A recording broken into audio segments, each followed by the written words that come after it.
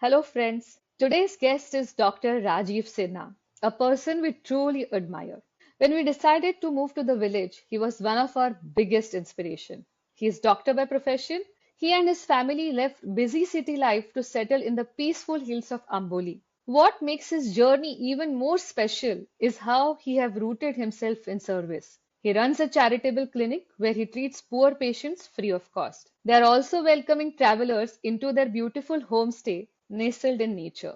In this episode, we talk about a fascinating topic discussed worldwide, near death experience, NDE. Dr. Sinha had a near death experience when he was 25, and that changed his entire life. This conversation is more interesting and powerful because we are going to hear about NDE from a medical professional himself. So get ready, sit tight to enjoy this roller coaster ride at the Awakening Trail.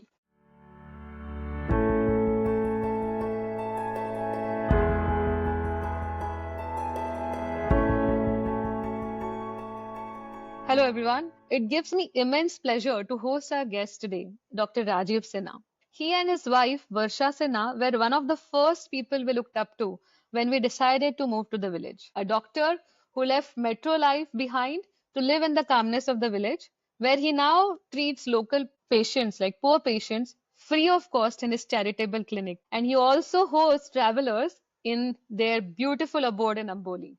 Today, we hear his incredible near death experience straight from someone who understands both science and the soul. So, welcome, Dr. Sinha, and Hari namaste. Om, Hari Om. Lovely to be with you, Priyanka. Hari Thank Om. you.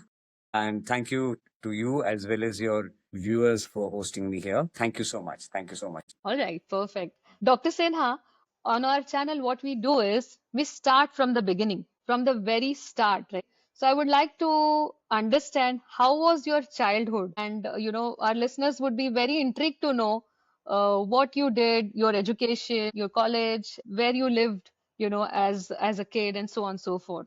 Happy to tell you about all this. I was born in 1952 and I spent the early part of my life in a very big metropolitan city called Kanpur in UP. At the age of 10 years, I went off to Doon School for my further education. And after passing out to the Doon School in 1969, I joined the Armed Forces Medical College. I became a doctor. I joined the army. I served for 5 years. And then I joined the Tata Group as like a person who was in charge of a lot of the welfare activities in Tata Tea. And after that, after serving with them for about 14, 15 years, I decided to shift. We brought about a complete change of life. And we decided to shift to Amboli, where we are located. I mean, have been located now for the last 27 years. Yeah. So that is the background, so to speak, the physical background of how this whole thing started. Wow. So, doctor, we hear a lot of testimonies in terms of, people who have worked for Tata brand. They speak so highly about Tatas, right?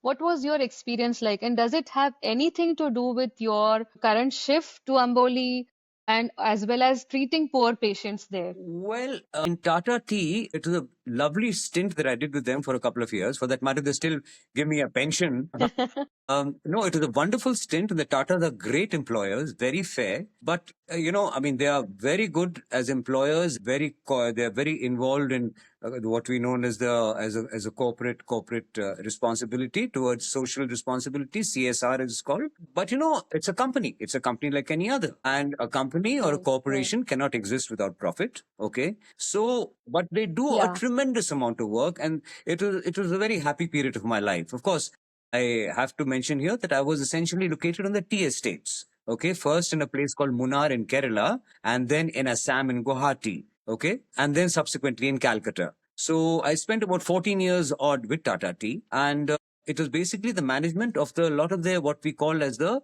community development and social welfare scheme. Because when the Tatas took over this company, it used to be known as the Tata Finlays. The facilities Okay. for the workers were quite primitive.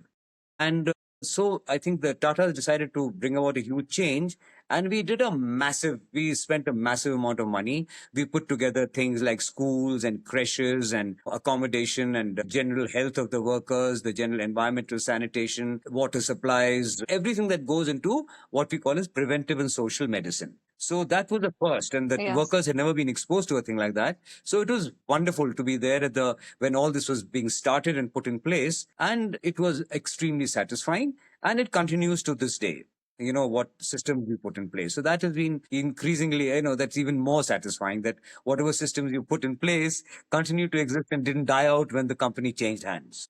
Yeah. That's so very important, right? Otherwise, there are so many policies that they're implemented and then, they vanish over the period Yes. of time. So I can understand where you're coming from. As you know, doctor, today we are going to talk about your near-death experience, right? Before we dive into that, I was curious to know, was spiritualism part of your life, as a kid? Were you interested in mystical topics as a kid, or how did that happen? I'm afraid I was absolutely, I was born in 1952. Don't forget, this was just after independence, right? And Independence, so yeah, at that yeah. time, and I was born into a middle class family. My mother was a doctor, my father was a businessman. And, both were well educated. My father had been in the British Army and retired and come back to India. Those were days when when religion and spirituality were not things that were really kosher. We were, at that phase of our country, we were going more towards the Western model of development, the Western model of what is right and wrong. And so things like spirituality and all that were not there. So you could say I was from a very a religious family. There were no temple visits and there were no havans and there were no satsangs at home and stuff like that. Okay. Yeah. Of course, there was the influence of my childhood upon my near-death experience was, when I was studying in Doon school, holidays used to be very long, and so during one of the holidays, I contracted encephalitis when I was in Kanpur. And I had an out of Hmm. body experience, not a near death experience, an out of body experience. I was in coma for 3 or 4 days. That affected my life subsequently until my near death experience. It is as we know, there's a difference between out of body and near death experience. This was an out of body experience Yes. while in a coma for about 3 days. 3 days, I would say. So that is the only Hmm. influence I can think that had upon me in regard to the near death or to anything. It was not a spiritual experience. An out of body experience is not a spiritual experience. A near death experience could be, but not an out of body experience. So Okay. that is the only thing I think of. Basically, I'll reiterate once again. I was from a pretty a religious background. Okay, so there was no Yeah, yeah, influence yeah. upon my upbringing upon the fact that I had a near death experience. Got it. What is it like, Dr. Sinha? When you say out of body experience, is it how it is shown in the movies? Yes, it's a surprising. Out of body experiences have been talked about a lot and they're quite common. I mean, people talk in terms of the sensational out of body experiences that they undergo, such as, say, a lady Hmm. who's having a problem during her delivery, or somebody who has a heart attack. And you have these hundreds and thousands of cases where the consciousness seems to have left the body and is looking down upon your physical body. Okay. And so there are people Yeah, who yeah, record the fact that they could overhear, what the nurse was saying, what the doctor was saying, what the relatives were saying. And when they become conscious once again after the outer body experience, they're actually able to say these things that I heard you saying this hmm, and I saw you putting this over there. And people are quite amazed by this. Okay. It's an outer body yeah. experience. The difference between an outer body experience and a near death experience, which I think we should clear right in the beginning, is that the near death experience has a spiritual component to it. And there is no involvement or there is no consciousness of your body. Because the first thing that happens when you Hmm. have a near death experience is you go out of body, but you don't look at your body. You are not aware of any of the physical surroundings in which your body is lying. Okay, you are focused on something else altogether. Interesting. Whereas in the outer body experience, that is very much connected to where your body is, what your physical location is, who are the people around you, what is being said, the sounds, the noises, stuff like that. In a near death experience, Yeah, all yeah. that doesn't exist. Okay, so that's a big difference. And I think Okay. it's important to clarify that there is this difference between the Yeah. two of them. Well, they should not No, be no, it's very mistaken one for the important. other. Absolutely, absolutely. So do you remember, when you had outer body experience, do you remember what happened in that hospital room when you were lying in coma for three Yes, days? don't forget my out of body experience happened when I was in school. Now, that would take it to about 1965, 66, Yeah, something around there. yeah, And in yeah. those days, there weren't many antibiotics around, don't forget, and the medical facilities available in our country were also low. I was lucky in that my mother was a doctor, so we could get the best help. The outer body experience that I must confess to you that I had was extremely unpleasant. Okay. It was scary. O- It was a very unpleasant Okay. experience because I was in coma. I couldn't move. I could feel myself struggling. It was not a very nice experience. And of course, I came out after 3 days by the grace of God, but it was an unpleasant experience, number one. Number two, it left me with certain, it was encephalitis, and encephalitis, as you know, affects the brain. So it did leave me with certain problems in that I couldn't see movies after that. I'd get a headache, right? I could never, after that, eat any chili hot food. I couldn't hear too many loud sounds without being in some discomfort. Those sort of things happened. Okay, Mm-hmm. nothing very major, but they were Yeah. there. They were there. Okay, and I lived to that for a very Mm-hmm. long time. And migraines, have to admit, I developed migraines after this outer body experience. I developed migraines, which went much later. When due to thanks to yoga, which my and I what I learned from my Guruji Swami Satyanand Saraswati, and that took care of my migraine. But that happened many years later. Okay, so unfortunately, I don't have Got it. anything very positive to say about my first outer body. I had another outer body experience, which we can talk about later, which happened after my NDE, which was such a beautiful experience, really. But the first one Okay. was very unpleasant. I have to confess this. I mean, my limited understanding and with my limited knowledge, I think you were prepared for something, you were getting prepared from the childhood for something greater good, right? Maybe you were not able to eat spicy food. I think when you want to live a yogic life, that is something, you tend to reduce this spiciness in your Yes, life. yeah. Yeah. And then you tend to move inwards, right? So you said that, while watching movies, it didn't give you great experience. So maybe you were prepared for something greater good, is what I feel, I doctor. do remember. I do remember that in school, I used to be sitting in my room, and far away in the distance at the in the theater, I could hear the movie on and everybody laughing and joking, and I was used to keep on saying, "Oh, I wish I could go for that." But each time I'd go and try to see a movie, the flickering screen used to precipitate this migraine, and the migraine used to last for a Got for a it. long time. It was 24-hour migraine. And so ultimately it became better to avoid the movie rather than entertain a migraine for 24 hours. That I Yeah, don't know whether it yeah. was a preparation or not, but yes, it was certainly something different, which other people, boys my age, had no experience with, and nor did adults Hmm. for that matter. And so it was hard to find any empathy or sympathy about this. But Yeah. one tackled it. One went through a school. One did one senior Cambridge, and so on and so forth.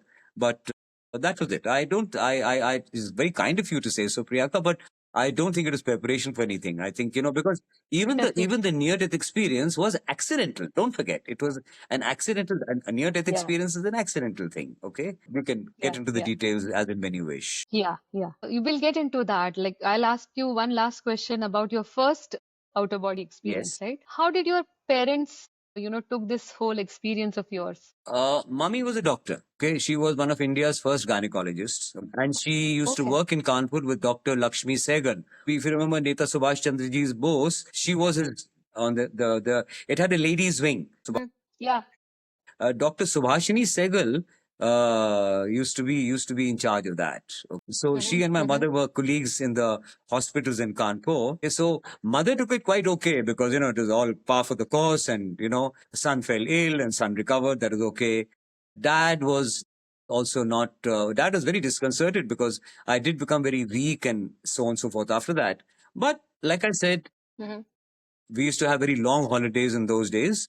from school. And so in the course of the 2.5 month summer holidays, I was able to recover and return back to school well in time. I joined in time. I didn't, there was Yeah, no hanging around the home for another year, recovering from the OB. All that was not required. Okay. What was happening was happening inside the head, understood. in the, the mental aspect. And that's it. That's it. Yeah. Yeah, that's very Yeah. important, When you're weak here, I think everything falls, Yeah. apart, right? When you're strong in here, I think you make a lot of Absolutely. difference Absolutely. and you come out of major life bad or ugly incidences very Yes. easily. So I think we have been talking about near-death experience, how it is called as NDE as well. Before we get into your experience, and because you're a doctor, I insist, right? It's going to be more authentic, Mm. right? So I would like you to help our listeners understand what NDE is, what near-death experience is, and then we'll jump into your Okay. experience. The term was, if I'm not mistaken, coined by a Dr. Raymond Moody many years ago in the 50s, right? Late 50s. And near death experiences have been around forever, okay? Because so many human beings have come close to death and come back, okay? Across cultures, across religions, across countries. So, but he was the first person to actually take this phenomena seriously, okay? Do some research on it and then come up with the fact that there was is actually physical thing called a near death experience in which a person undergoes certain experiences, and they are common, like I said, across countries, across cultures, and across religions. Hmm, There are many correct. parts of the phenomena which are common. It is Dr. Raymond Moody who first came up with this, with the expression in near death experience. Maybe everyone Okay. knew that such a things happen, but it's always very good when a certain thing gets a title, and then people are able to understand and identify with it, perhaps. Yeah, yeah, yeah. So, what was your life, or rather, talking about your life before Yes. NDE, why don't you talk about your experience first, and then we, understand how was your life before and after NDE? Okay. I was a student in the Armed Forces Medical College. Okay. And I had in Pune, and I had a motorcycle accident. Okay. Now, in which I broke my left arm in a couple of places. And so I had to be admitted to Command Hospital, Pune, which I was.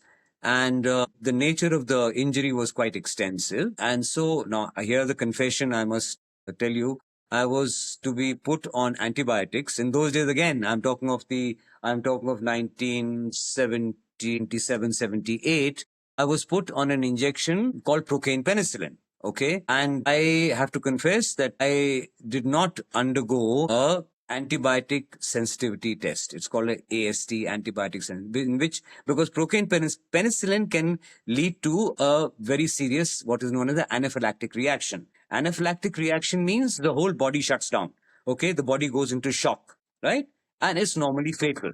So Okay. before you give a penicillin injection, then and even now, you have to do a little test. You have to inject a little bit of that penicillin under the skin and see how the patient reacts. And if there's no reaction, if there's no swelling or induration of the place where you've done the injection, means you're safe. You can tolerate the penicillin, go ahead. But I have to confess that I did Yeah. a bad number. I did not undergo a antibiotic sensitivity test. And so one night while I was in the hospital, I did not go for my injections. Again, this is a confession. But the pain was too much. You cannot on a aspirins and paracetamol if you've got a broken couple of broken Hmm. bones, which I was trying to do stupidly, very Obviously. stupidly. And when I couldn't tolerate the pain anymore, then one night I sort of in a daze, because it was very, very painful. I was in a daze most of the time. I wandered across to the nurse's station and asked the nurse to give me my procaine penicillin injection, because I realized, man, I should finish off with this and get myself operated and finish off with the entire thing. They couldn't operate on me until the wound had healed, you see. So the antibiotic was very important for 7, 10 days. Okay. And the nurse Yeah, asked me, yeah. have you had your AST, antibiotic sensitivity test? And I said, yes, I lied. So the poor thing gave me my injection. And as she gave me the injection, I immediately went into very violent anaphylactic shock and I died on the spot. My heart stopped, my breathing stopped, everything became unconscious completely. I fell down, and that's what happened. So, and then the whole near death experience took place subsequently in the nurses' station in Command Hospital. It was, and I was, of course, before I get into the actual NDE experience, I must tell you that I was brought back miraculously by somebody who I never met subsequently and has never been able to thank. He was the uncle of a Parsi Indian Army officer who was leaving the army and migrating to Australia. His uncle had come Mm-hmm. to see him late at night, and he saw all this chaos happening, and he said, "What's happening?" And so they said, "One medical student has died because of a penicillin injection, and the sister is not there, run away, and the doctor will take a long time." You know what these military hospitals used to be like? They're huge, and so by the time the duty medical officer comes to attend to a patient in a chronic ward, at least 15-20 minutes had passed. Okay, so there's no doctor around, Yeah. and the poor fellow is dead. So he picked up his walking stick and sort of hobbled up to where I was lying. And then, of course, he did this whole cardiopulmonary resuscitation, gave me my injections, gave me mouth to mouth respiration and the oxygen and the adrenaline, and he brought me back. Okay, but after Wow. that, this officer got discharged. His uncle, of course, was, disappeared. Of course, we didn't know. And so I've never been able to really thank the man who brought me to life, which is very strange and very sad because I tried for a long time to locate who this officer was and who his uncle was, Parsi gentleman, but I was never able to. So, well, that's it. That's happened. You don't know No, his I don't name? know his name. I don't know anything, which is so disappointing because, Okay. well, I have to thank him for this, not for bringing me back to life, but allowing me to have a chance at this near death experience, which has actually changed my life subsequently. Okay. So, anyway, Yeah. that's just by the way. Now, in the near death experience, by the time the nurse had pulled out the syringe from my arm, I was already falling. And there was, now to starting out. Now, there are two aspects of this whole near death experience. One is the physical experience, and one is the mental, spiritual experience, you could say. Okay. So let's go through the Yeah. cruder part Okay. of it. Let's go through the physical part of it first. Okay. So she had Okay. barely Sure. pulled out the injection needle after injecting me, and I immediately fell. There was a ringing sound in my ears. Okay. And then there was a moment of blackness. Okay. And I was out. I could feel myself falling, but I didn't realize when I hit the ground, when my head smashed into the ground, when, all those things happened. I was unaware of all that. I was already gone. It happened within seconds. Okay. I was unconscious and for maybe about 3 minutes to 4 minutes, not more than that. Okay. And then Okay. I was brought back by this doctor, like I told you, right? And Yeah. the Yeah. first thing that I felt when I came back, the thought was, God, I'm still alive. How can it be? Okay. Hmm. Realization that you are not dead and that you are still in earth and in a physical body was perhaps the most disappointing thing I've ever come across in my life. I didn't want to be alive. You want to be dead. You don't want to come back. You absolutely do not want to come back. And to find that, yes, you're still here, still trapped in the body, is actually a very disconcerting thing. Now, and I came back and I was crying, not because I was in shock, but because I was in disappointment. Okay. I was wept Yeah. for about Yeah. 20, Yeah. 30 minutes, and people couldn't understand what was happening. But, I said, and I couldn't even explain to anybody that I'm crying because I'm in such a state of disappointment that I'm still alive. Okay. So, because it was Hmm. such a happy and such a beautiful experience being dead that you really didn't want to come back. Yeah. You really didn't want to come back. Now, so that is the physical part. When you do come alive, when you do come back, there is this entire, Priyanka, there's this entire time distortion thing that happens. So when you start coming back, you think you've been dead for a million years. For that matter, let me tell you, my first thought when I came back is, where did my mother and father find the money to put me into cryogenic storage for a couple of thousand years? I thought I had died and my body had been put in deep So many freeze, years. right? A couple of thousand years ago. Okay, and brought back. Now, I remember Okay. reading there used to be a magazine called Life Magazine. I don't know whether you're familiar. It used to be a pictorial magazine called No. Life Magazine. And I remember reading about in that magazine, but that particular issue, this the case of somebody who had a millionaire who had got himself put in cryogenic storage so that when scientists discovered how to revive a human being, he would be brought out. Okay, And at that time, it used Oh to cost God. a couple of $1 million.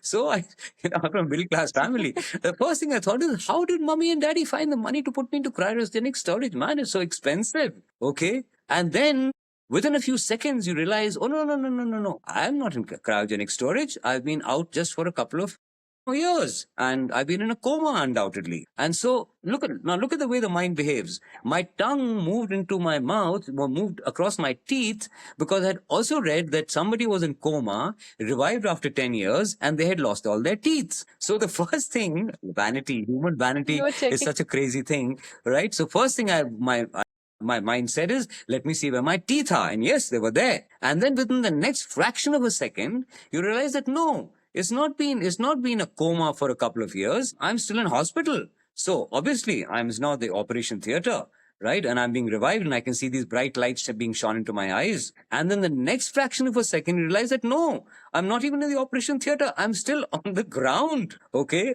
Not even a few minutes have Oh. passed. Okay. So you see, in those few seconds, you transit from thinking that you've been dead for a couple of million years, okay, Hmm. to realizing that you've only been gone for a few minutes. Now, this time distortion is very common to to almost everybody who undergoes AND.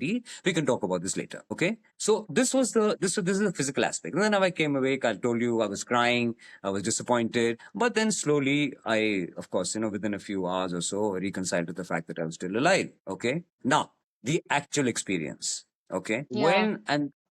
In an NDE, there are certain things which are common to most NDE people who experience a near death. Certain things are common and certain things are semi common. Okay. Now, the first thing that happened is this you feel you left your physical body. Okay. You're out of your physical body, right? It's a consciousness. Okay. I mean, you're still Rajiv Sinha. I was not even a doctor at that time. Okay. You're still Rajiv Sinha with the same problems and the same dislikes and the same likes and the same happinesses. You're still there. Okay. But you are out of Yeah. your body. Okay. This lasts for a very short while. Um, and then you see the light. The light is another constant which almost every single person who has a near death experience, almost everybody sees this light. Now, what is this light? It's not a bright light. Okay. It's not an overwhelming thing like a power lamp on your face. Okay. It's just a very powerful light to which you are incredibly attracted and towards which you can feel yourself moving. Okay. This is a very important thing because Okay. Okay. you at that point all you're focused on is fusing with that light or merging with that light and becoming one with that light. Okay. To put it in Hindu terms, it is your atma going towards merging with the paramatma.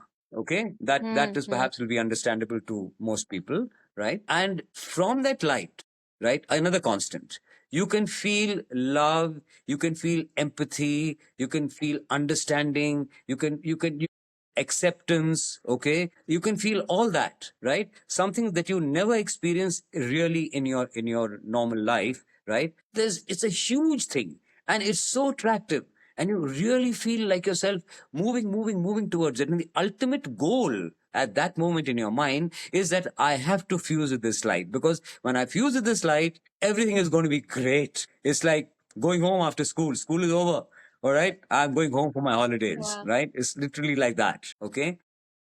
Yeah. Of course, then after that, after this calm, the peace, okay, is very much part of is very much part of this thing. Time distortion, I've already talked about, right? Now, you feel yourself moving towards that light and you're moving very fast. You're moving very fast and you're going towards it. And, it's just a few seconds, a few moments and before we will fuse with the light and all will be good. And then you hear the presence or you feel the presence of somebody who tells you, no, I'm sorry, it's time for you to go back. This is not your time. Okay. Yeah. All this is again a constant. Goosebumps. Almost everybody who has a near death experience, and believe me, I have read a lot of near death experience stories. Okay. Almost everybody who Yeah. has a near Yeah. death experience comes across a person who they were close to, who has probably died before them, who always has died before them, and whose presence comes there and tells you, because see, you desperately want to become one with the light. Now, to be told that no, it's not the time and you have to go back is an incredibly disappointing thing.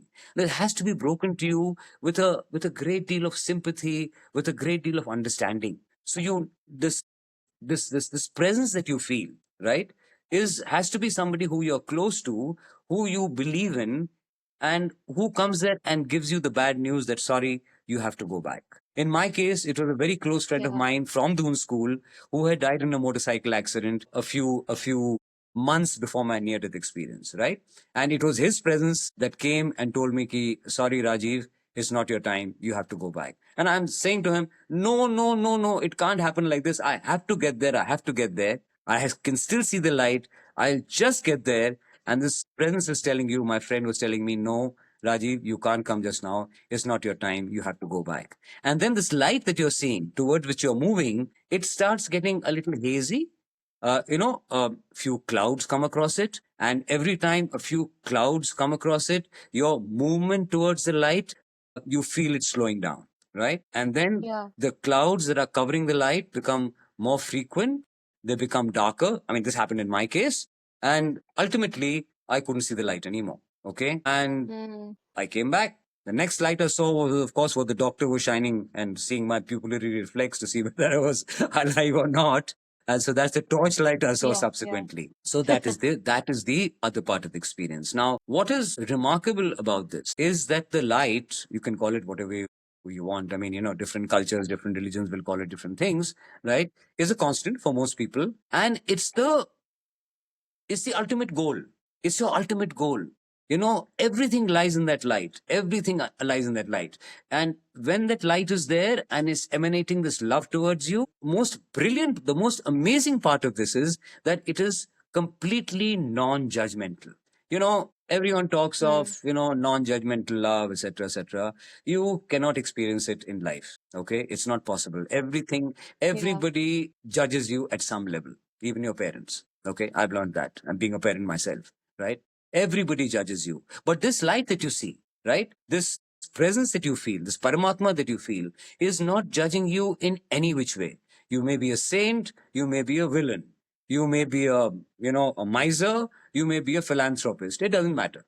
It doesn't matter. It doesn't matter what you are, what you've undergone, right? You are just loved unconditionally. Unconditional love you experience for the first time, and that is the most beautiful thing you can ever have, right? There's no judgment. It loves you no matter what you've done, what nasty things you've done. Of course, there is the upside also, is that even if you've done good things, it's not judging you, right? So you're not getting any bonus points for being a good guy, right? You're not Yeah. getting any negative Yeah. points for being being a bad guy. Okay, you just are loved unconditionally, irrespective of whether you're good, bad, ugly, whatever be the case.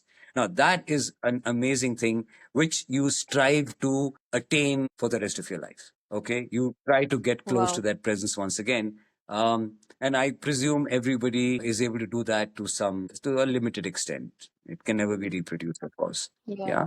So that is Okay. the thing. There are certain things which not always, which you could say are semi-constants. A lot of people undergo a life review. I didn't go undergo a life review. I hadn't hardly lived my life here. I was just about 24, 25 years old.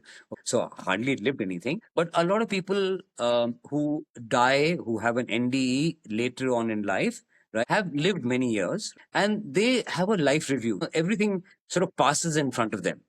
Like I believe it's like a movie thing. Tuck, tuck, tuck, tuck, everything keeps on going ahead of you. Some people, depending upon the cultural background, some people see devatas, devis, saints, angels, stuff like that. Everybody does not. I did not. I saw no such things. And a very, Okay. very, Okay. very small percentage. I mean, it's so small that it hardly bears mentioning. People actually have a bad NDE, means they feel some fear.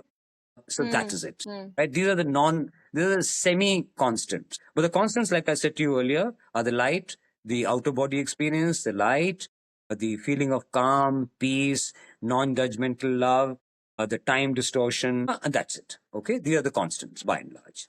All right. So Wow. that's it. And when you ultimately, even after you become conscious and you've been around for a couple of days, then the experience has been so powerful and so beautiful that you want to share it with everybody. Okay. Now you want Yeah, everybody to know I'm that, sure. Arey yaar, what are you scared of? Life, I mean, death is nothing to be scared of. For that matter, it's something that you can embrace with happiness, with joy. So you live your life fully. I mean, there's nothing to be scared of. Absolutely. Because every single human Hmm. being, I presume every single being, right, including animals, are scared of death. So what you want to convey to people Yes. is that, look, it's such a beautiful experience. You don't have to be afraid of death. But nobody listens. Yeah, everybody is concentrating on the sensational part of it. How did you die? Okay, what was so what did you feel subsequently, etc., etc. You can say 1,000 things about how beautiful it was. A few people listen, and even fewer understand. Okay, which may Yeah, seem a yeah. contradiction in itself, but it happened. I spent many years trying to tell people what a beautiful experience it is and how your whole life changes subsequently. But there's a limited number of people who actually go for this. That's a fact. Okay. Okay. How did that strike you? Doctor, I mean, no, I constantly had goosebumps, while you were talking about your experience. You had a chance to meet the source, the ultimate source, Paramatma, right? Many of us who are trying our best, through meditation, to see the light, but you have had that first-hand experience, and I can understand when you say, you were disappointed when you came back, and all this is first time I'm experiencing it, or hearing it from someone who I know, and someone who is also a doctor, right? Me and my husband, both of us are intrigued by spiritual topics. We listen to near death experience videos as well, right? But this is first time I can say, okay, now I believe it, right? When you were talking about your experience, literally I had goosebumps in many instances when you talked That's about it. empathy. Empathy. Okay. One of the things that happens, of course, is there are certain after effects of a near death experience. The first is, Yeah, I was about to yeah, ask the you first that. is that you, at least for quite some time, you lose, actually for a long time, you lose the fear of death because you've seen it up front. You've experienced it up front. Nobody's Yeah, told you about it. You haven't read it in a book. You haven't seen a movie about it. You've actually undergone, a semi-death experience, right? So you tend to lose the fear of death, which makes you do yeah, all sorts of, physically hazardous things. You want to climb mountains. You want to ride bikes fast. You want to learn to be a commando. I did all those things when I was in the army. I opted for, I opted for a tenure. I can't talk much about it, but I opted for a tenure in the army, which would make me a commando, which would allow me to jump out of bloody aircraft with parachutes, which would, teach me all sorts of dangerous things. Always been very fascinated by guns and so on and so forth. So I indulged in all that when I was there because actually the fear of death was gone. yeah, Right. And even now, the fear of yeah, death is yeah. very much in the background. It is not one of the things. The fear of death tends to dominate people's personalities, particularly as you get older. And now I'm 73 right now. So I can quite understand. Many people after the age of 60 start getting paranoid. कि अभी भाई जब मरेंगे तो फिर what's going to happen? But here, in the case of most near-death experienced people, if not all, lose the fear of death. Okay, that's the first. Then the other nicest thing is that because you've seen Paramatma, and Paramatma is there in everything. So you develop this sense of compassion and love for all other Mm, bits of creation. I mean, I'm not yeah, just talking about that you develop a love for other human beings, which is very much there, for animals, for birds, yeah, for insects, for whatever it is, even for the trees and for the plants and everything, because you know that you share something in common with every single thing that's been created. Everything that's been created. I yeah. mean, I'm talking about a mountain or a lake or a river, or anything that's been created, you feel the connection towards it. So this compassion and love towards all other living things, and a river is a living thing. Huh? I mean, let's not get into this idea of thinking that a river or a mountain are not living entities. Oh, they are very much living entities. They are working on a different time scale. A tree may not react to a hug, but yes, it works on a different time scale as compared to a human being. But yes, there is certainly going to be a connection between you and that tree. It might take years. It might take years for the tree to acknowledge the fact that you're there. Okay, but the connection will be there. So you feel this whole connectedness to every single bit of creation. Everything. Okay, which is a big thing, and it lasts. It's there even today. Which is, if you bring it up right up to the time I shifted here to this village, right? It was because I had not done too much clinical work. I had been in a hospital, then I was in a management job in the Tatas as well as the army. Army, of course, there was some amount of clinical work, but I realized that no, I haven't put my hands on patients. I haven't worked with people who are suffering, and I need to do that. Being a manager is very great. You sit around and you issue orders and you sign papers and all that is very good. You organize other people, but to do it yourself is very important, right? Particularly after you feel this whole sense of connectedness, you feel the need to physically interact with people and things and do things, out of your heart. And the last thing that the after effects of this near death experience is that you get your sensory inputs become very heightened. I mean, I can even today at the age of 73, I can hear better, I can smell better, and I can see better than almost everybody I know. Okay. I mean, see, other people my age, I can see and hear and smell better than them. Right. But even compared to younger Got it. people, my sense of smell is acute. I can pick up smells which other people say, "Arey," or I can pick up sounds which people can't hear, right? But this is again, this is not Hmm. exclusive to me. This is again, I mean, all these three things that I've talked about, that the fear of death goes away, and then the compassion towards other living creatures, and the thirdly, the heightened sensitivity to various sensory inputs is common to most near-death experiences. Nothing exclusive to me. Sure, sure. Doctor, I'm going to pick up one of your experiences out of this three, and I think if I may say so, every one of us should have near-death experience to take care of the trees, to take care of the rivers, uh, around us. Because today we are seeing the Yeah. situations where our rivers are polluted. We are cutting trees. We are not thinking once before we cut the trees. So I think I'm going to pick up that and I'll take a moment to tell all our listeners, imagine if doctor is saying so, we all are connected. We keep saying we're connected to the nature, but actually that connection is not built is what I feel. I mean, this subject is not for today's discussion. It's a very big subject to save nature. But if I may say so, we all should have this experience to, take care or to save nature, in my limited opinion.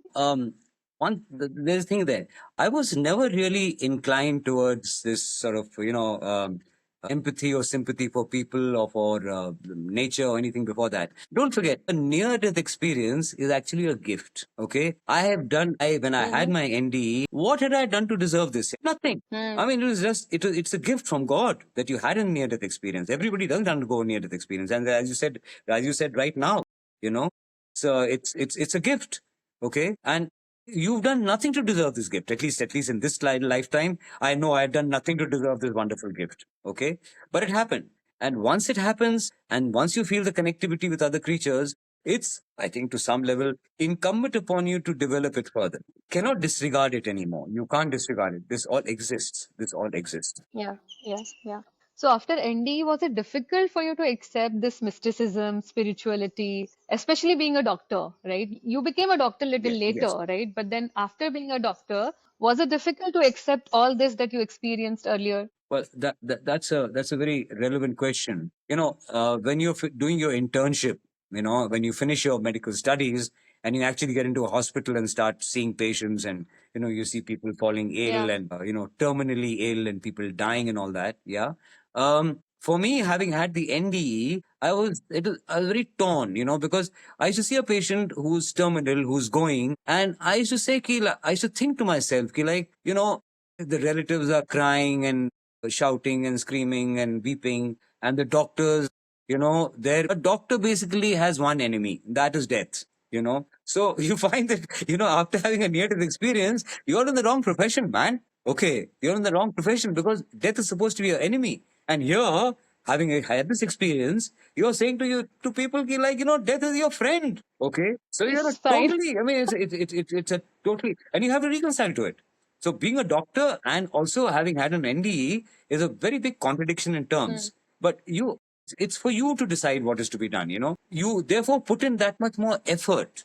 When you're seeing a patient, you want to be able to get to the root cause of his suffering, of his discomfort, of his disease. You put in that much more effort. I mean, even today, people are quite shocked because I cannot take less than 10, 15 minutes with a new patient, in no matter how many patients I have. I mean, my OPD would continue for a long time, but I have to spend a mandatory amount of time with every patient, trying to understand them and trying to connect with them, let's say. Okay. It's Mm-hmm. become very important. And this is what started when my entire medical career started. This is where I found I was at odds with a lot of my colleagues, because a patient is not a disease. Okay. For most doctors, a patient is a disease, right? For me, it was never like Yeah. that because of the NDE, undoubtedly. A patient is not a disease. A patient is a thing that is suffering, okay, that is in discomfort. And as a doctor, using your intelligence and the scientific knowledge that you possess, it is your duty to try and sort it out. But it's not just a question of giving an injection or a pill. It's trying to find out if there's something deeper behind it. And that takes time. And so you become a, so to speak, an inefficient doctor. You're being distracted by what medical science feels are the nitty gritty. You should actually be immediately ordering a battery of tests, and you should be calling the specialist in, Yeah. and you should be intervening. And no, yeah, for me that doesn't work. Even till today, I mean, we have all the medical facilities, and this, you know, facilities are there for getting your investigations and your CAT scans and your MRIs and your fantastically expensive and complicated blood tests and all that. That's all good. That helps you to understand. But initially, you have to make a connection. Sometimes you find that Yeah. these sophisticated investigations don't tell you about the real cause of the person's suffering. The roots are somewhere else altogether. Yeah. And it's incumbent upon you to try and find out where these roots are, and get to it and do that. That's it. Yeah, and with this, I remember, like as a kid, right? We used to have family doctors, right? And I remember, right? Nowadays how easily doctor prescribes 10 different tests, and there are very few doctors like you, who are still following this old, not fashion, but the traditional way of diagnosing the patient, and making that connection with the patient before you actually conclude or advise or prescribe medicines or the further tests, right? So I think that is dying with time, and we are seeing with more advanced technology. I think that connection with the doctor is not there anymore, right? Actually, see, It Priyanka, is it's the more with commercialization of medicine that has resulted in that. I mean, this is yeah, terrible what I'm going to say, but what is most disappointing to me is that nowadays doctors don't even touch the patients by and large. I mean, you go to a doctor with a particular yeah, problem, and he will look at you, and he will ask you your symptoms. He'll prescribe a couple of tests. He won't make you lie down. Rarely, if ever, take your pulse. I mean, he will see your pulse on the blood pressure monitor. Okay, he will not put his hand on your abdomen. He will not go to the place where you're saying it's paining. If you say you've got a shoulders hurting, he'll say, okay, raise your arm, lower it. Dard hota hai kya? Yes, it's hurting over there. Fine. Then this is the problem, and that is the problem. And then again, you don't even no. If you don't touch the patient, if you don't make that physical contact, right, there something is not going to connect. You have to physically touch a yeah, patient, yeah, okay? But it's not deemed necessary. makes sense. The sophisticated investigations are supposed to take care of all that, which everybody believes. I don't. Yeah, it's sad. So, because now we are talking about medical science, what according to you, how does modern medical science explains NDE? You explained what NDE is. You talked about the doctor who, first discovered Well, about it. But what? there are a lot of publications, there are a lot of books about near-death experiences written by doctors. But the surprising or the disappointing part again is that so many books are written by Hmm. people who've never undergone an NDE. They've just collected data on My God. NDE from people who've undergone NDEs, right? Okay. And then they've written a book about it, right? I Yeah. don't think it's particularly fair to the reader, right, to pass on Hmm. second-hand knowledge. If you've not undergone a near-death experience yourself, right, you are in no position to pass judgment, right? Now the modern medical science rational explanation for a near death experience is that the brain is starved of oxygen, right? When you're dead, when you're dying, your heart is stopped, your lungs are not functioning, you're not breathing anymore, right? Your blood pressure has plummeted to zero. So the brain is now being starved of oxygen, right? So they say this is it. Yeah. The Yeah. other things that they've come up with is that a lot of endocrines and hormones, etc., enzymes are excreted at the time of death. So like endorphins, okay, and various other things, Yeah. and they produce this entire thing of the light and of the compassion and so on and so forth, which is a fairly shallow explanation. Okay. Hmm. And you see, now when they say something is scientific, now when you say something is scientific, it means that that particular phenomena, right, should be reproduced anywhere in the world under the same Hmm. circumstances, and the Hmm. result should be the same. I mean, if you boil water at 100 degrees centigrade in Amboli, then it will boil at 100 degrees in Mumbai also. Yeah, of course, there's some variation. If you go high altitude, it Absolutely. will boil, at different times. That's Yeah. Yeah. different. But by and large, the scientific thing is an experiment that can be reproduced under the same, so I mean, anywhere in the world, right? Now, when you look at the thousands and thousands of NDEs that have been recorded, right, and they all have the same thing, and they all have exactly the same sort of experiences, then is that not science? That's what I'm asking. If thousands of people are undergoing the same experiences by and large, then that is what you should be investigating. Don't get stuck, Hmm. which the doctors have, which science has. Is an NDE real or not real?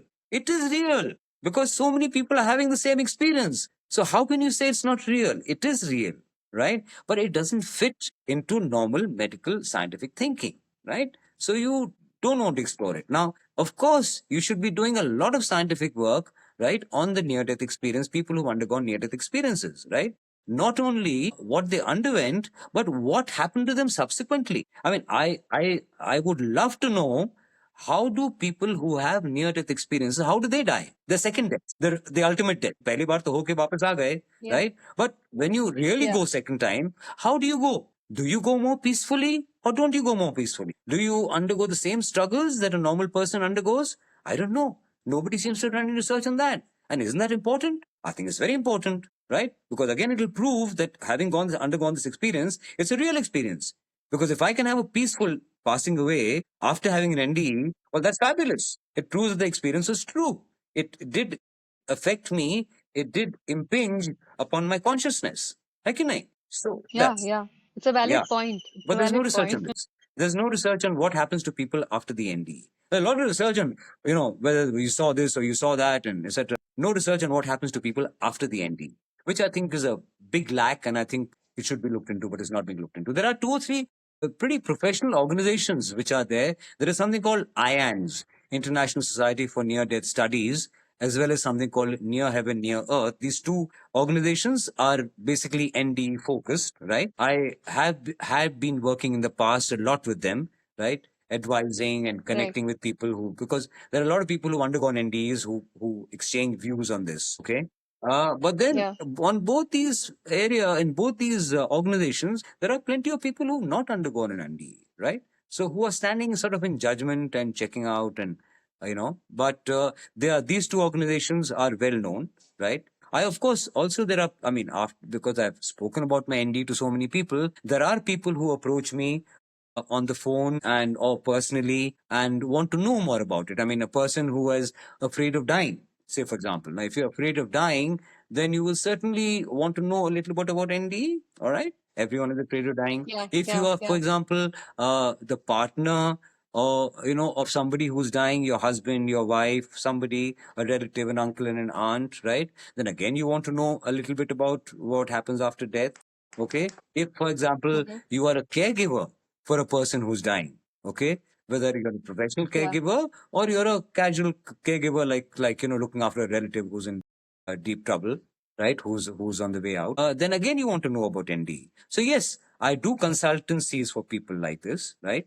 And in the future, Wow. I'll be Okay. running workshops here at Tamboli, because now as I'm getting older, I find myself less and less inclined towards being able to run a clinic all the time, right?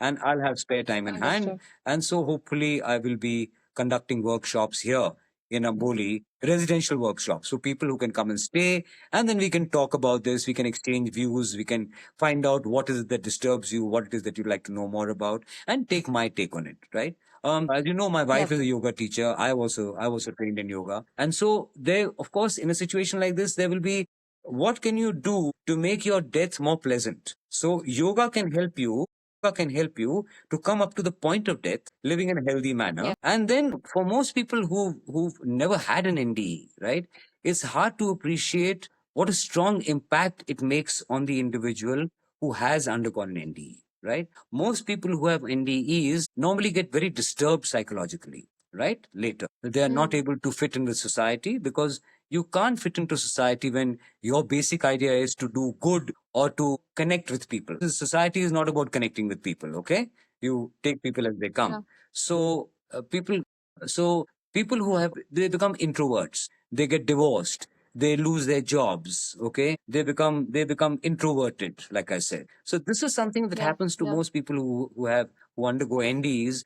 Fortunately, I was able to fight this off and Right. survive despite it, hopefully I will be able to continue doing that. Yeah, and I think it's also great to know that you're starting these workshops because it is going to help a lot of individuals, not only who have experienced ND, but who also wants to lead a life, as you rightly said, without the fear of death, right? Ultimately, I think हमें सबको वहाँ ही जाना है.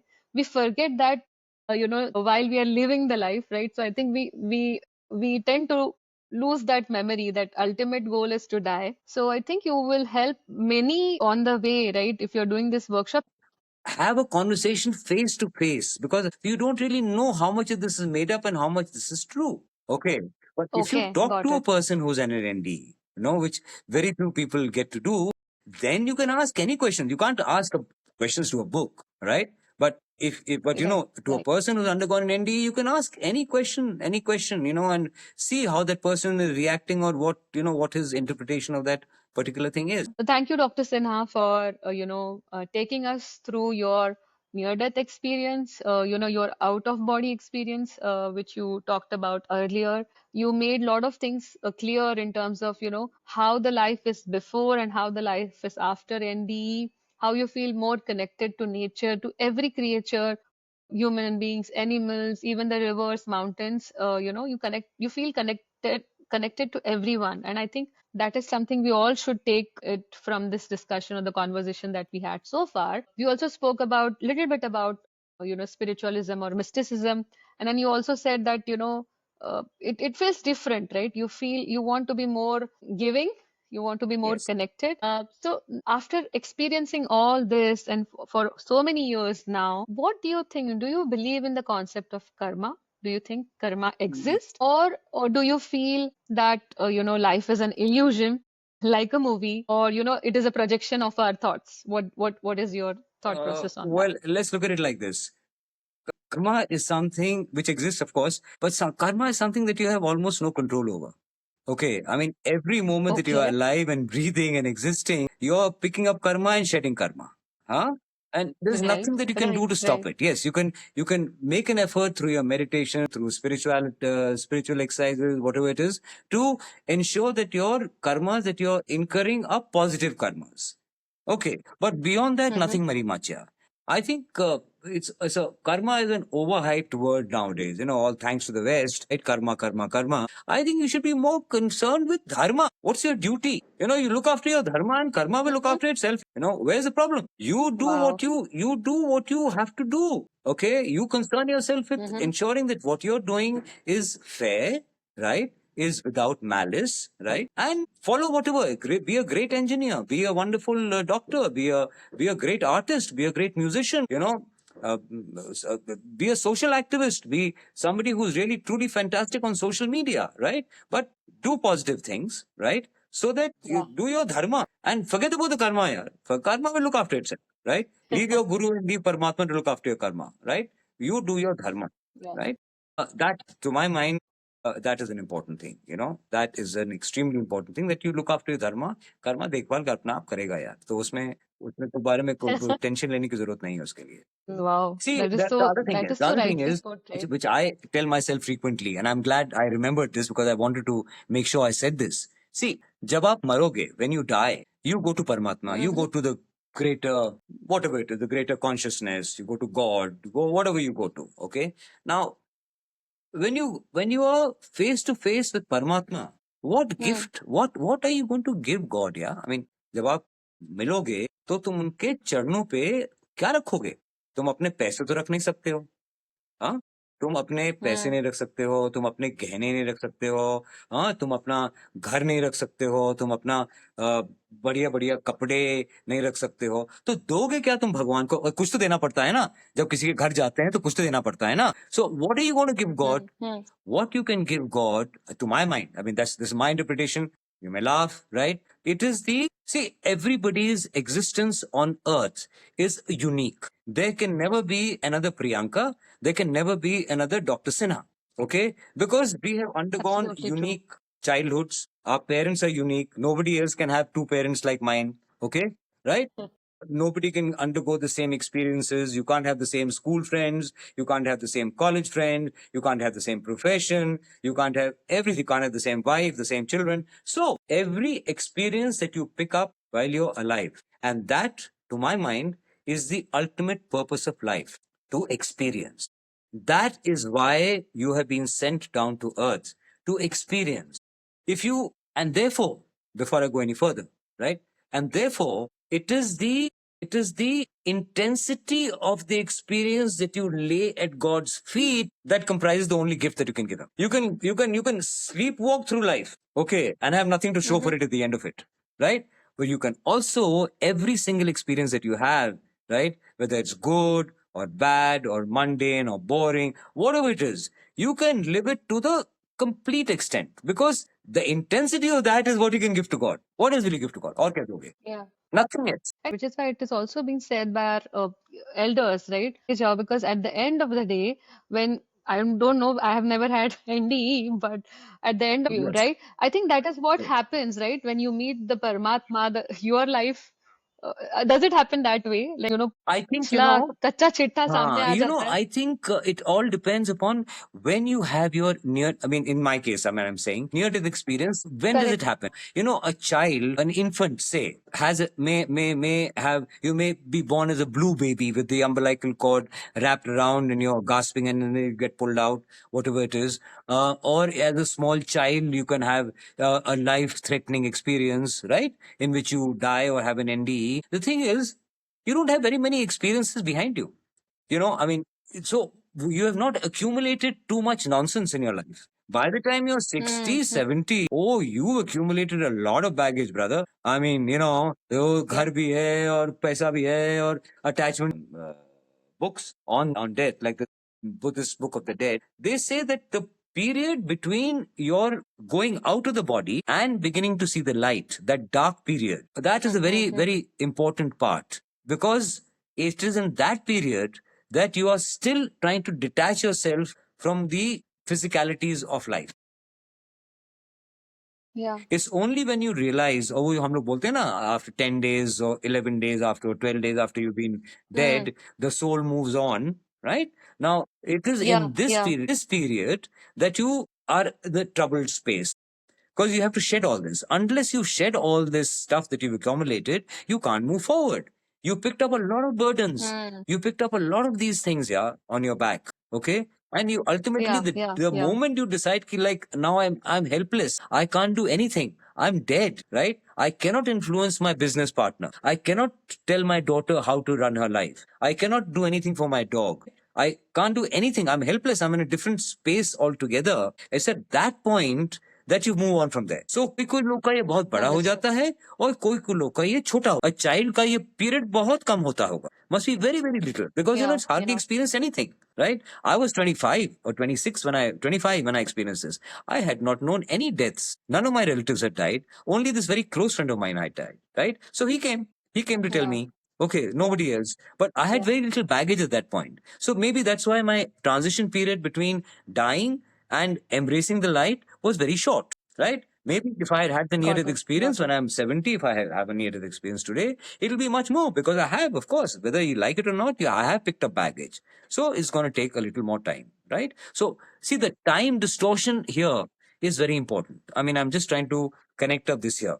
When you come out of Right. your near death experience, you feel a few million years have passed, right? Okay. So actually, you've been gone for 3 minutes. You've been gone for 3 minutes. In your mind, firstly, until sense starts coming back into your head, it's a million years. All right. Now, if 3 minutes are translating into a million years, think of what 10 days will do. You. Okay. Now, if your soul is going to embrace the light after 10 days, then it has to undergo it. The amount of time it will undergo this entire experience of the darkness, when you have to shed all the baggage, the light, the moving towards the Yeah. light, the Yeah. merging Yeah. with the light, all that, right, becomes so much. It's huge, it's massive. If 3 minutes is equivalent to a, okay, forget the million years, say if 3 minutes of your unconsciousness on earth is equivalent to, say, a few thousand years of perception, right, then how much is 10 days? Yeah, 10 days is a lot of time. Imagine how many hours and Absolutely. hours that translates into, how many days and years it translates into. Okay. And that's all in your mind. That's going to happen when you die, right? So that is a very important thing to consider, that the less baggage you have, the faster will be your transition. You want to cut that dark part out as much as possible, right? You just want to transit it fast. Accept the fact that you're dead and you're going into a new consciousness, okay, into a new environment. Understood. Doctor, you mentioned about, like, I'm switching back to the out of body experience again because you said that you had out of body experience twice in your life. Would you like to You're cover very that sharp. You at caught on this to that stage? one line. Okay. Yes. Yes. Yes. Yes. Yes. Okay. You want me to talk about the second OBE, out of body experience? Yeah, Okay. maybe if you Yeah, would yeah, like no, to. it was a very pleasant experience. What happened is I was in the army at that time, and we were posted in a place called Suratgarh. I mean, I was in Chandigarh with with the corps headquarters, and we were having an exercise. And during that exercise, you have to, you know what an army exercise is like. You pretend as though the enemy is attacking you, and you're counter attacking and stuff like that. Okay. Yeah. So Yeah. you do Yeah. everything that you're supposed to do, like when you go to war. Means you will move to your whole battalion will move to a particular place. They'll rig the tension. They'll go underground. They'll put up the tent. The Air Force will buzz you a little bit to their aircraft, right? A few, artillery Yeah. shells will be Yeah. fired off, and so on and so forth. Your soldiers will run up and down a particular area, cover X kilometers. It's like a war scenario, right? Right. So Right. we were undergoing this war game. It's called war gaming, huh? Okay. Undergoing this war gaming. And my medical battalion, I mean, I was with a small medical battalion which comprised only 30 people, right? It's called a ADS, or an advanced dressing station, which looks after the brigade headquarters. All right. So you have Okay. 30 employees, a couple of, jeeps and ambulance and so on and so forth. So we were camped out, right, in a particular place. And my tent was put up in a little copse of trees. There were a little round circle of trees. And Mm-hmm. my Jawans, because I was the officer, so they, of course, put up the tent for you. So they put up the tent for me. And after lunch, we had a very hectic day since the morning the exercise started. So after lunch, I decided to take a small nap. So I went into my tent, Mm. right? And I went to sleep, right? I At some point or the other, in that particular place, right, I suddenly became conscious of the fact that something was happening. And there was this whole tingling sensation all over my body, right? This tingling sensation is a very important thing, by the way, huh? Even in people who have near death experiences. A lot of people say that when they are coming back, they get this intense tingling sensation all over the body, okay, which is sometimes even Yeah. painful, okay, it's that intense. All right. So I had this mild tingling sensation, and I sort of became conscious of the fact that I'm sort of floating and floating and floating. And then this continued, and I suddenly realized that, I'm very close to the top of my tent. That is impossible. Now, this is Oh. post NDE, huh? So I'm very open to all this stuff now. Okay. I Yeah. was very open to this stuff, right?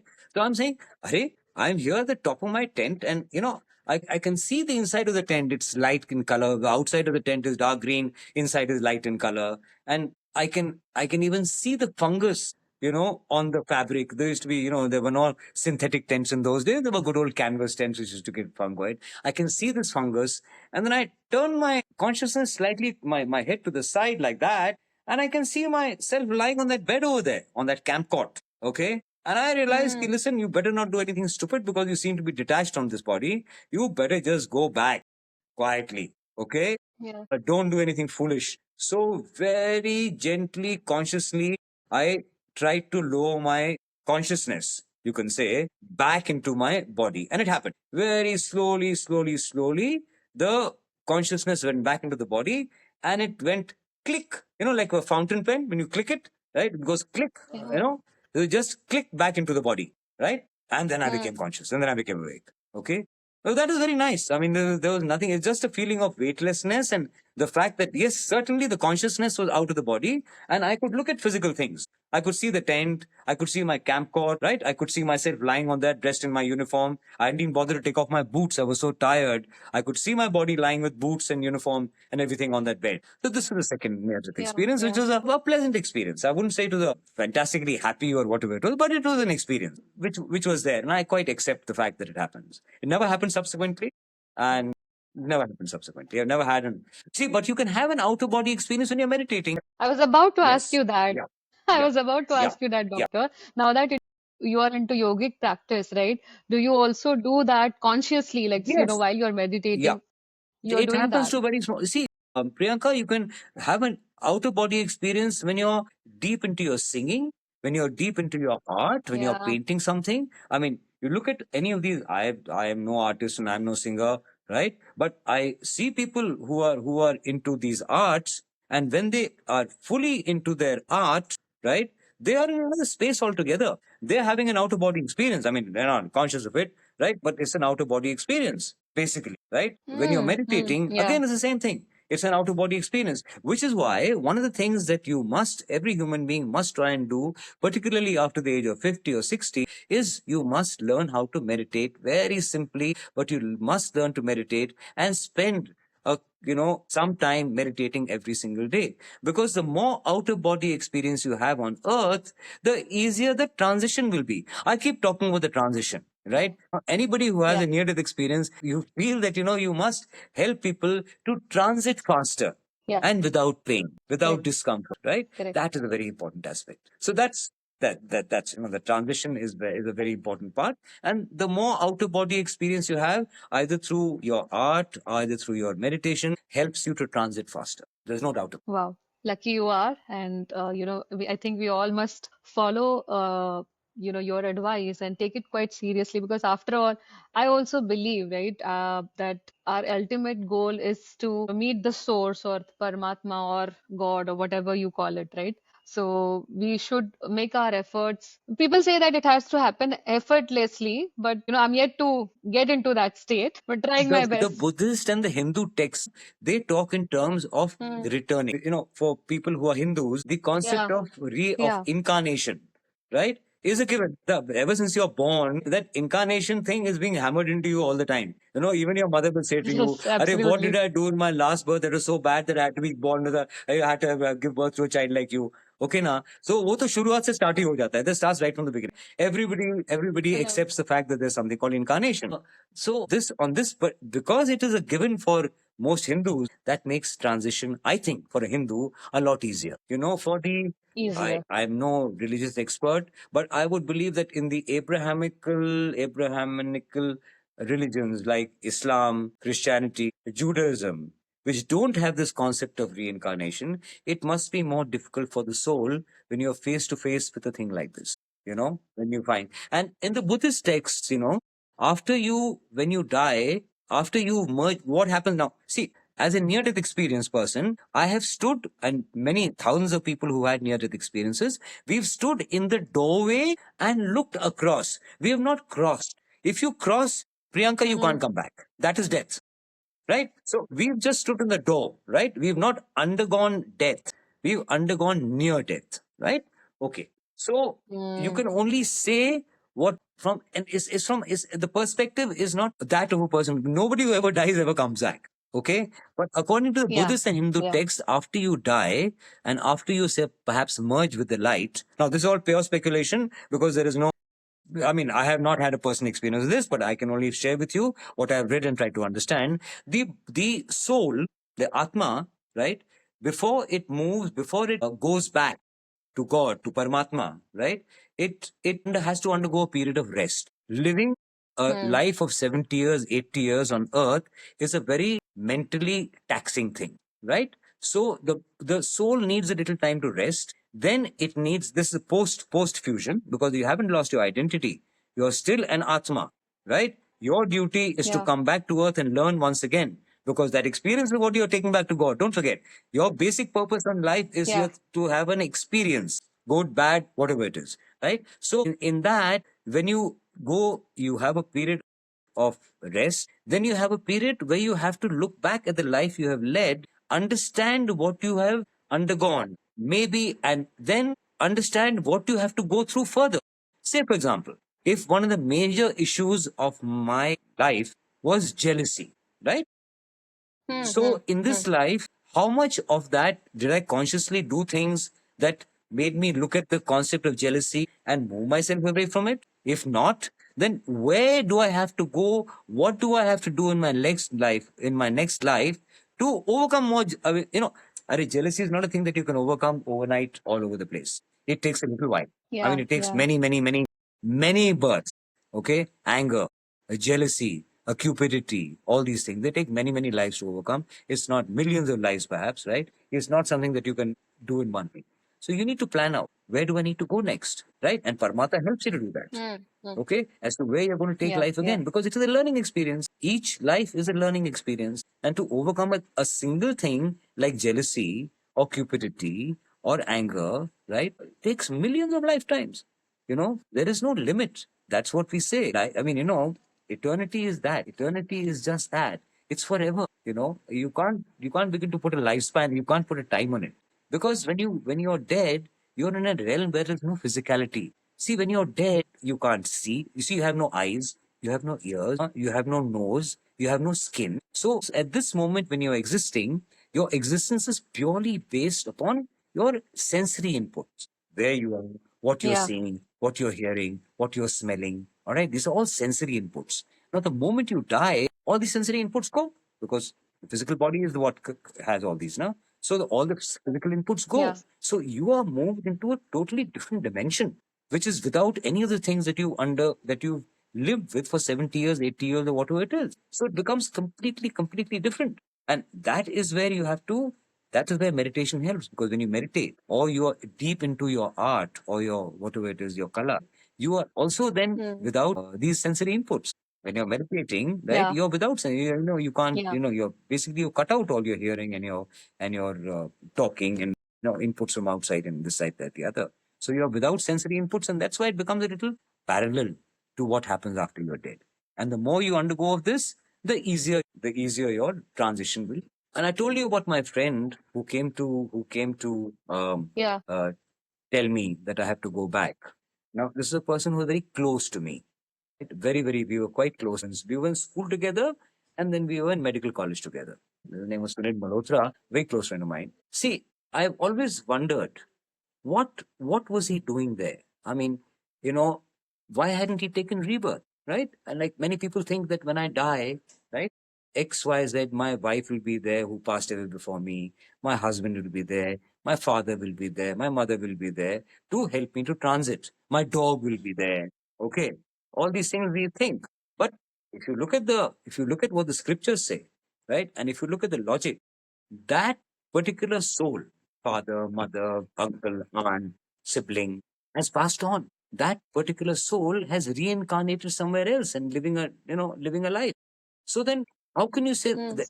Supposing I have a parent who dies today and I die after 20 years, don't tell me that my parent is going to hang around for 20 years just to welcome me to the afterlife.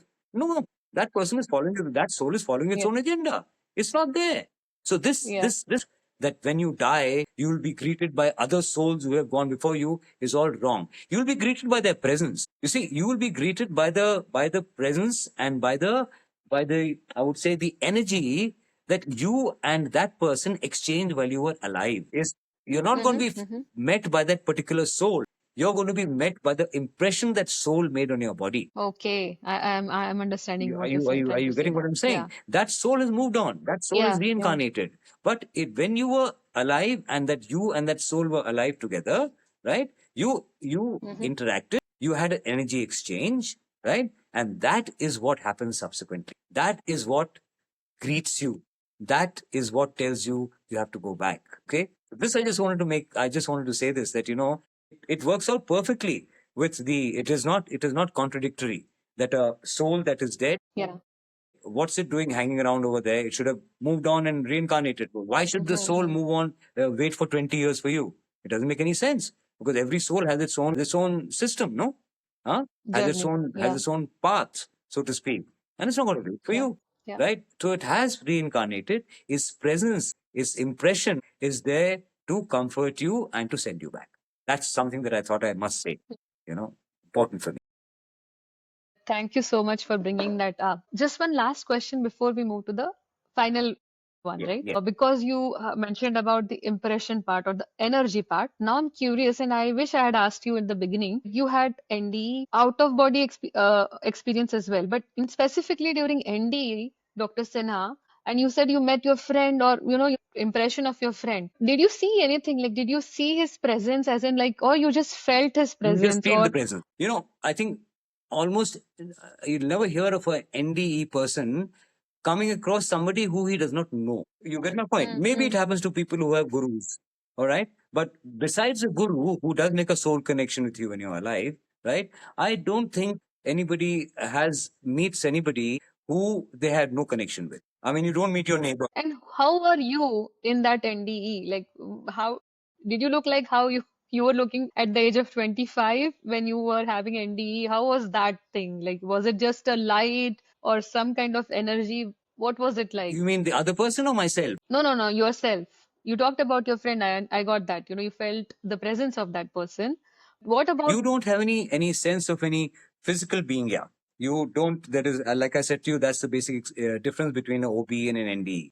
In an NDE, there is no. You are not looking at the body. You're not looking at the physicality. There's got no. it? There's no such thing. You are only focused Yeah, on understood. moving, transiting, going towards the light. There is no impression of how you look, whether your hair is in place or your shirt is unbuttoned or whatever it is. Okay, there is no such thing.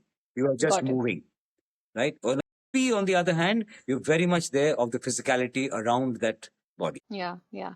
I think with this, we are coming to the last question, Dr. Sinha. What message would you like to share with your young listeners based on your life experience overall? Well, messages are very boring, yaar. And messages are things that, you know, very easy to pass on messages to people. So I don't think I want to say too much on this, excepting the fact that don't be scared of death. I mean, this is one thing that if you right from the beginning of life, right, when you're starting your life, Mm-hmm.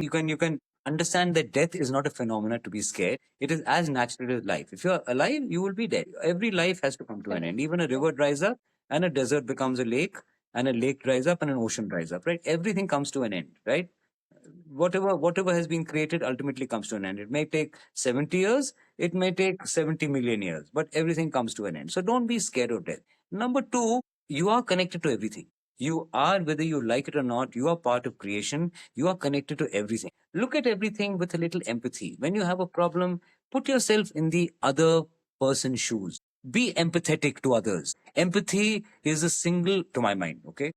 Empathy, to my mind, is the single most important thing that we have to learn. You have to learn to put yourself in other Yeah. people's shoes, right? And that is what will perhaps make life a lot easier to live. And last, no matter what you are undergoing, live it to the fullest. Because I keep on saying, it is the only gift that you can take to God.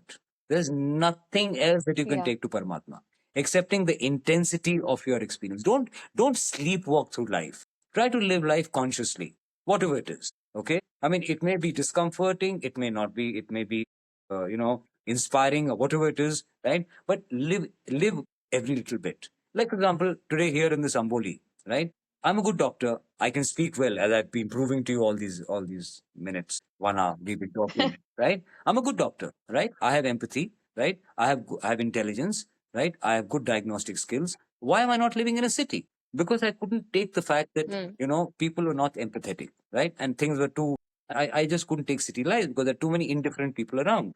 Okay, so now you have to take a choice. If you go and live in a village, your earnings are going to be zilch, and you try to do this charitable work, which I'm doing. Your earnings are zilch, okay, but your peace of mind is a lot. You want money, you can't have peace of mind, bhaiya. Okay, the two don't go together, right? So you have to take a choice. It's a conscious choice, right? You can have either one or you can have the other. Okay, you can have a balance, right? It's not as though I'm starving. There are patients who can afford it, who pay my fees. There are patients who can't afford it. I go clear their bills. I get them operated. I clear their medicals bill to the medical store. Okay, right? But my net Yeah. savings are probably less than 80% of the people who live in this village. Okay, but you have to reconcile to that, Correct. right? That I am having a lot of peace of mind. I have time on hand. I am sitting here spending an hour and a half talking to Priyanka. Would I be able to do that if I was living in a city? No chance. Okay. I have had this wonderful conversation with you, right? Thank you so much once again for it, right? But see, it would not have been possible if I was living in a city. I would have been dead if I was living in a city by now. I would have died of tension. I would certainly have had hypertension. I would certainly have had diabetes, right? I would have probably had a heart attack or two by now. Huh? All those things would have happened if I was living in a city, right? But it hasn't happened. I've chosen the other path, which is not, doesn't give you huge financial security, but it certainly makes things little worthwhile, gives you a lot of peace of mind. And that's the only message I have, people, right? That whatever you're doing, live it intensely, and live it consciously. At every point in your life, stop and look at around you and say, am I doing this right? I mean, is this good? Right? Does it work with my morality? Am I doing something wrong? And if I try to change the discomfort that I will undergo, is it worthwhile? Right? Not worthwhile? Why not worthwhile? Those questions you have to keep on asking yourself. That's all. And then you strike the balance. It's all about balance there. You all come to the center. You strike the balance and you're able to get along. I'm not saying I'm not going to have a problem thinking मेरे bank balance में इतने ही पैसे हैं और अभी अगर मेरी कल तबीयत खराब हो गई, if I get a stroke tomorrow, how are the bills going to be paid? All those things are there at the back of your mind, right? But then you try to take steps to mitigate that. So it's okay. It's what's going to happen is going to happen. Simplicity, empathy, right? These are the two messages I have for anybody here, right?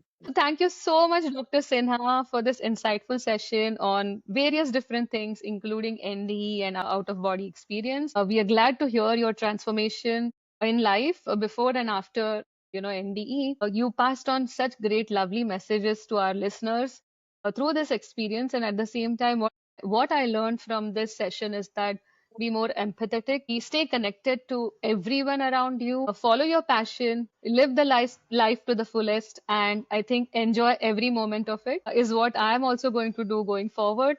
And thank you once again for agreeing to do this session on ND at the Awakening Trail. Thank you so much. My pleasure. Thank you so much for taking so much time and so much effort to actually ask those very relevant questions, which certain things in this interview have brought up things that I have to look at also now.